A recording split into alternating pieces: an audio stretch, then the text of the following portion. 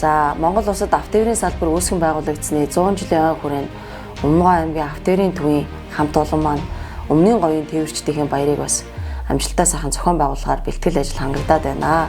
За бид бүхэн 100 жилийн хүрээнд аймгийн засаг дарганы томьёо газартайгаа хамтраад за мөн одоо тээврийн үйл ажиллагаа явуулдаг аж ахуйн нэгжүүд, далан задгад зорчигч тээврийн хамт олонтойгоо хамтраад ажлын хэсэг байгуулсан.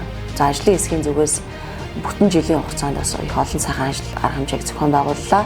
За түүний нэг нь 10 сарын 11-ний өдөр Хөгжимчгийн театрт Өмнөгов аймгийн тээвэрчдийн хүндэтгэлийн баярыг тэмдэглэн өнгөрүүлэхээр төлөвлөд байна.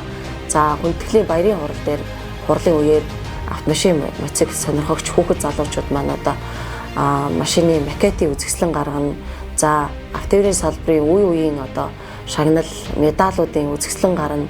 Ахмад буурлууд маань үе үеийн түүхийг харуулсан фото үзэсгэлэнгээ гаргахад мөн бэлэн болоод байна.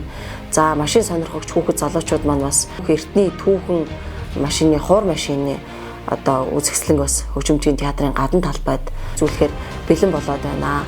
За мөн баярын хурлын үйл ажиллагаа дуусны ар дээр автомашины, хуур машины одоо парад зохион байгуулагдана.